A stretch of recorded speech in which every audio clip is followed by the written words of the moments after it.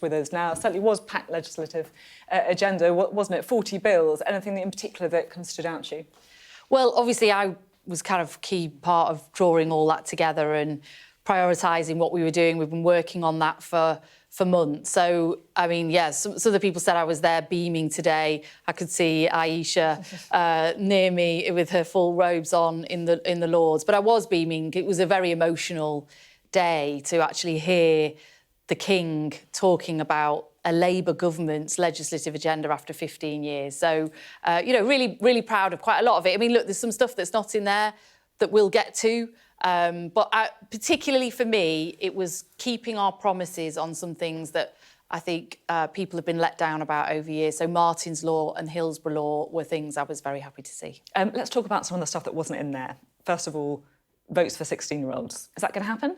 It's a manifesto commitment. We're still committed to that. Why wasn't it in the King's speech? Well, because we had to prioritise things in this. As you know, this is for our first session. But it's quite. I don't understand why. I understand some things. You haven't got the money to do it right now. But why wouldn't you do that one? Well, because we haven't got the parliamentary time to do absolutely everything. So what we've prioritised is the things that we need for that early delivery on our missions. That's why you see things like planning reform in there, the National Wealth Fund, setting up GB Energy, because unless we do those early, they won't deliver later on in the Parliament. And obviously, electoral reform is something we need to do in time for another general election, for example. So you can say that 16-year-olds will be able to vote at the next election then? That's our commitment, and that's, I'm sure, one that we will stick to, absolutely. Another thing, obviously, that controversially wasn't in there was scrapping the two-child limit on benefits. We know, of course, some people are very upset about that, and they feel that it's pushing children into poverty. 1.7 million children, I think the latest figures show.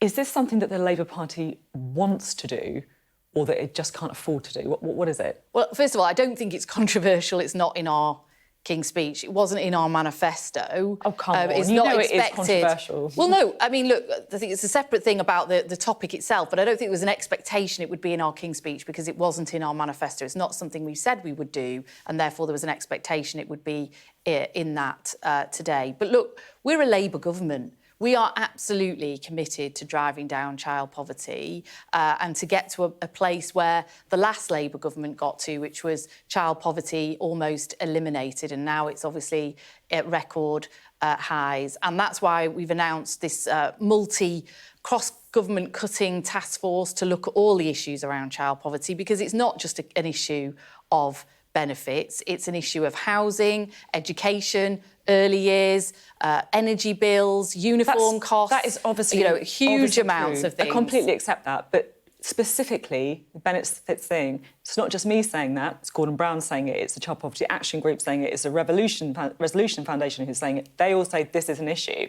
If it is an issue, why isn't a Labour government committing to do it? You didn't even mention it in the task force email that went out. Well, because we said before the election we weren't going to be able to do it because the fiscal situation, the financial situation is so dire. So one thing that really does drive up poverty for ordinary working families, especially those at the lower end of the economic scale, is when the economy crashes. It's the poorest in society who pay the heaviest price when the economy crashes. We saw that in the era of austerity after the last global financial crash. We saw that after the run on the pound from the Liz Truss crashing the economy with that fiscal event. So unless your sums add up, and therefore you have a run on the pound and the economy gets tanked, the people who pay the heaviest price of that are not those of us who are comfortably off. We can weather those storms. It's the poorest, and we're not going to do that. We're not going to crash the economy. We're going to have a fully costed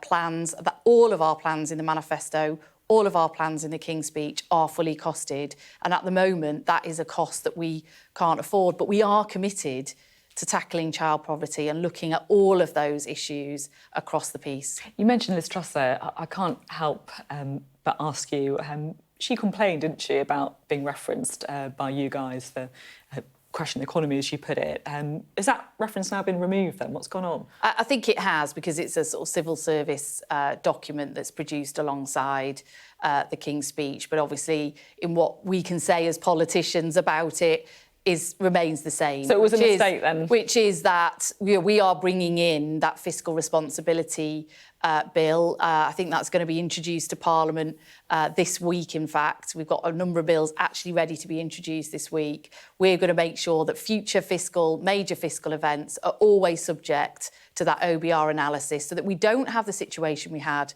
with that Liz Truss mini-budget, which was done deliberately as a so-called mini-budget to evade that scrutiny, and it crashed the economy. You accept that you shouldn't have put it in the civil service document then? Well, I mean, look, Simon Case has made his ruling on that, but as I say, there's plenty of sort of political commentary around it. Sam, I don't know if there's anything you want to ask. One of the big things today that you're embarking on, launching, creating, is GB Energy. Mm-hmm. But I've got to be completely honest. The description goes further today than I was expecting. You're going to be operating energy projects as well as investing in them. How on earth is any of this going to work? Even the minister herself couldn't really explain earlier. We're establishing GB Energy as a company. It will obviously be a company that we set its objects for it as a government. We're the sort of only shareholder in it, but it will be a company that is run by a chairman who will then appoint a chief executive and have a board, and they will have objects, if you like, objectives to invest in clean energy projects around the UK. In investment. The revelation today was it's going to effectively run, or it's going to operate, that was the word in the government document, energy projects. How on earth is that going to work? Produce energy, yeah. I mean, it's investing in projects that will produce energy, whether that's offshore wind, whether that's nuclear, exploring tidal and so on. Obviously, it's not just investing in those, it's a company that will then realise those. So it will realise new offshore wind projects, new onshore wind projects, which can now happen because we've lifted the moratorium on that. So in the same way... So it's not running? You don't think it's running? It's just investing? It's not going to be supplying energy to your home or my home. It is going to be producing energy. It is an energy production company. That's always been really clear. OK. How did it feel then? 14 years, first Labour King's Speech. Well, as one of the doorkeepers said to me afterwards, he said, "Don't play poker, Lucy," because you were beaming the whole way through that. And I sort of, having worked on it for such a long time, and I was fortunate enough to be part of the procession, it's part of my role, I was determined to experience it and actually listen to it with fresh ears as a sort of ordinary punter rather than sort of overanalyzing it, and remembering how I felt hearing that first Queen's speech, as it was then in 1997, as a young sort of political activist. And I was beaming because it was great to hear, and it's so incredible that after all this time, 15 years, to actually be able to change the laws in this country in the interests of my values, of what we've been elected to change, and to deliver some of those promises that people like Martin Hett's mum, Figan, the Hillsborough families and others have been waiting for so long, was incredibly powerful. That Martin Hett case, obviously one that's moved you an awful lot, as you would expect as a Manchester MP. Thank you very much indeed, Lucy Powell.